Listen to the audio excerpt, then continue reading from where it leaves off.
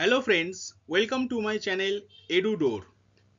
গত দিনের ক্লাসে খুব ভালো রেসপন্স পেয়েছি, তার জন্য সবাইকে থ্যাংক ইউ এবং অসংখ্য ধন্যবাদ। আজকে আমরা নতুন কিছু শিখতে চলেছি। কি নতুন কিছু শিখতে চলেছি সেটা দেখো, তোমরা স্ক্রিনে দেখতে পাচ্ছ।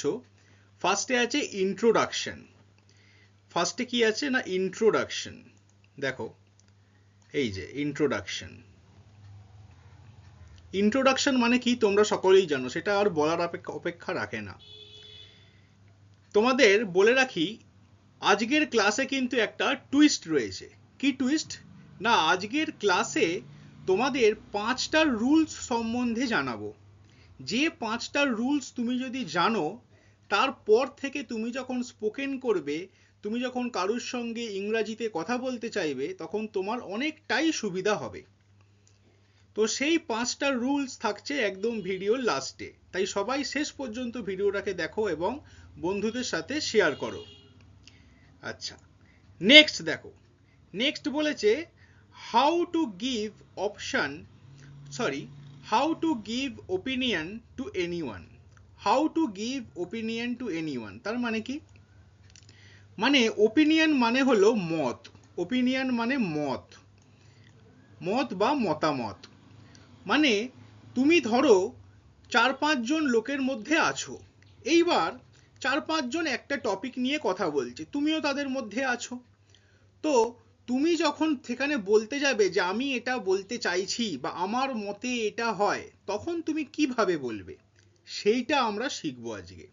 নেক্সট নেক্সট আমরা কি শিখবো? নেক্সট শিখবো 5 speaking rules which you need to no.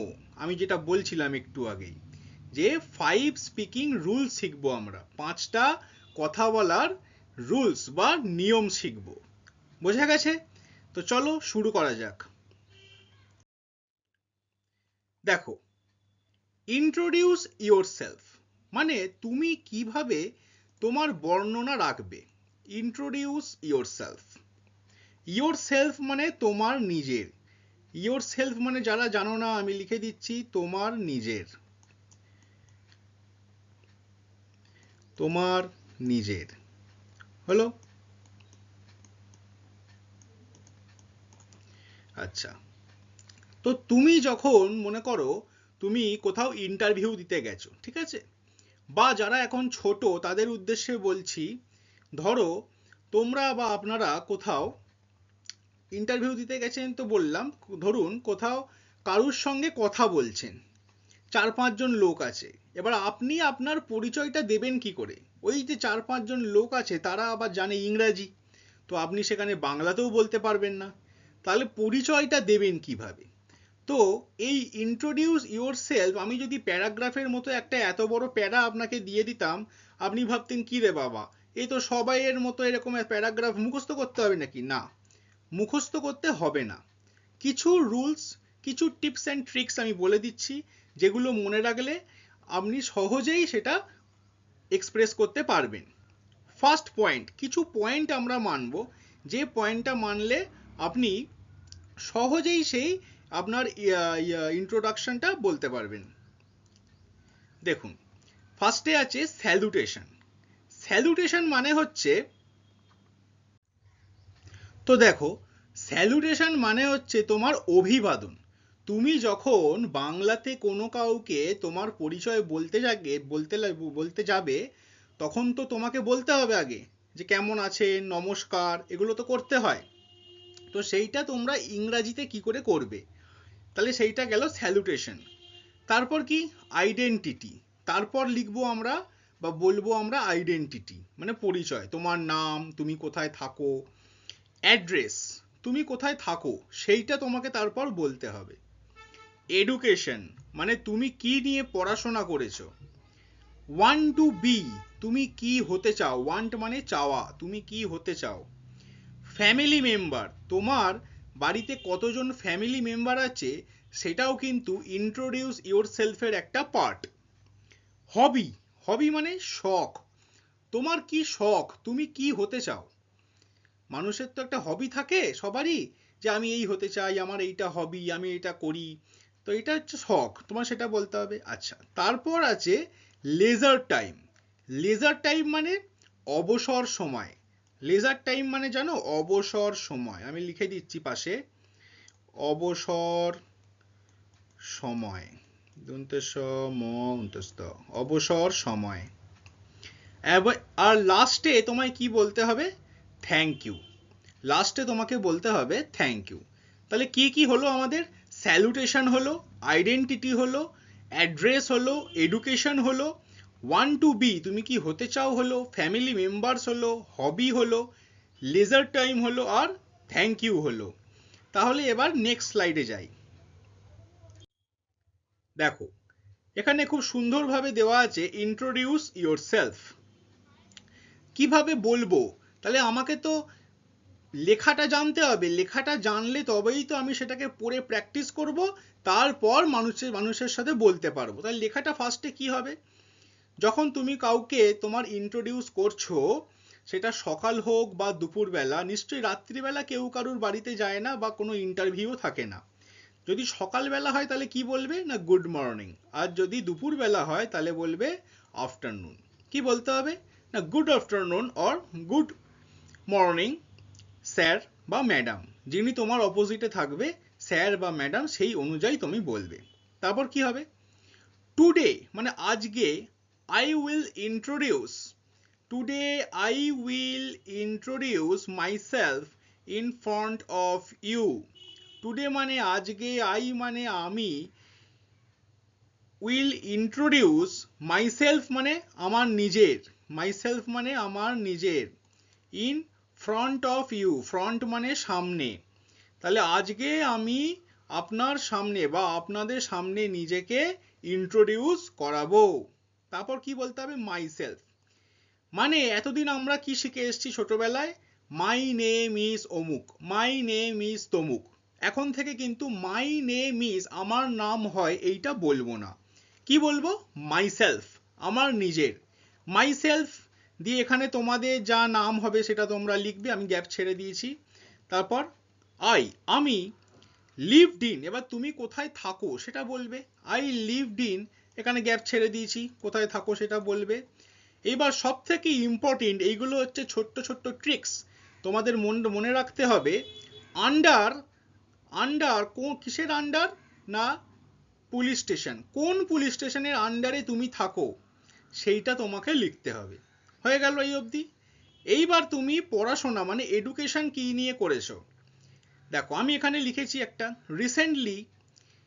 Recently I completed my 10th HS graduation from, FROM, এই ফ্রম মানে হচ্ছে থেকে, FROM ফ্রম মানে থেকে, আর FORM এই ফর্ম মানে হলো গঠন, এই ফর্ম মানে হচ্ছে গঠন। তাহলে আমি 10th HS বা গ্র্যাজুয়েশন, যার যেটা সে সেটা লিখবে। এইটা পাস করেছি কোথা থেকে? স্কুল বা কলেজ, যেটা হবে আমরা আমাদের সেটা লিখবে।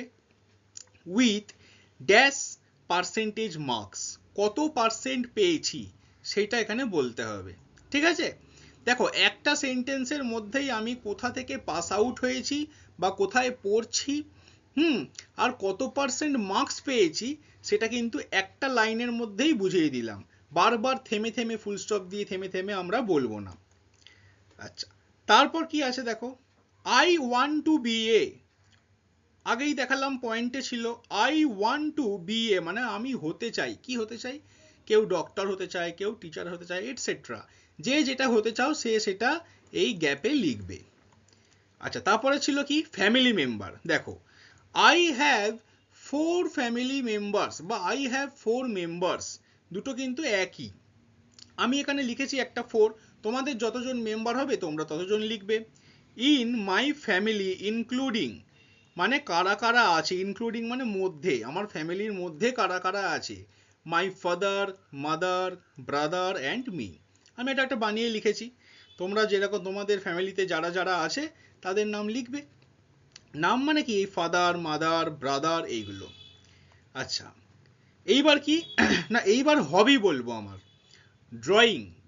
Drawing, listening songs and reading books, is my hobby. তোমাদের যা যা হবি সেটা এইভাবে লিখবে। তাহলে হবি হয়ে গেল।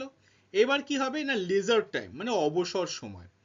ইন মাই লেজার টাইম, দেখো in my leisure time, leisure টাইমের আর একটা সিনোনিম আছে। সিনোনিম মানে হচ্ছে একই শব্দ মানে আলাদা, মানে হচ্ছে দুটো শব্দের মানে আলাদা কিন্তু স্পেলিং, দুটো শব্দের মানে এক কিন্তু স্পেলিংটা আলাদা। বোঝা গেছে? দেখো লেজার টাইম মানেও অবসর সময়, আবার স্পেয়ার টাইম এটা মানেও কিন্তু অবসর সময়।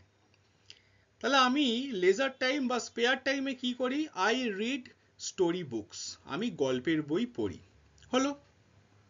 আচ্ছা, আই অ্যাম এন্ডিং মাই, এবার তোমাকে শেষ করতে হবে কথাটা। আমি সব কিছু বললাম, কোথায় থাকি, নাম ধাম, পড়াশোনা, আমার হবি, আমি লেজার টাইমে কি করি। এবার দুম করে তো কথাটা চুপ করে যেতে পারি না, কিছু একটা বলে তো আমাকে শেষ করতে হবে। তাহলে কি বলবো না, I am ending my speech by bowing to everyone. Bowing মানে হচ্ছে নত হওয়া, জানো? বোয়িং মানে হচ্ছে নত হওয়া। আমরা যখন কোনো কাউকে নমস্কার করি তখন বোয়িং করি না, মাথাটা নত করি, সেটাকে বোয়িং বলে। তো বোয়িং মানে হচ্ছে নত হওয়া, বোয়িং টু এভরিওয়ান। লাস্টে থ্যাংক ইউ, লাস্টে এই থ্যাংক ইউটা তোমাকে বলতে হবে। তাহলে এই অবধি হলো ক্লিয়ার। এর পরের স্লাইডে যাচ্ছি। দেখো, how to give opinion, how to give opinion. Opinion মানে কি বললাম একটু আগে? মতামত, মতামত। ওপিনিয়ন মানে বললাম মতামত। How to give opinion two anyone. তুমি যখন কাউকে বলবে 4-5 জনের মধ্যে যে আমার মতে এইটা ঠিক, আমার মতে ওইটা ঠিক, আমার মতে এইটা করা উচিত, কিভাবে বলবে?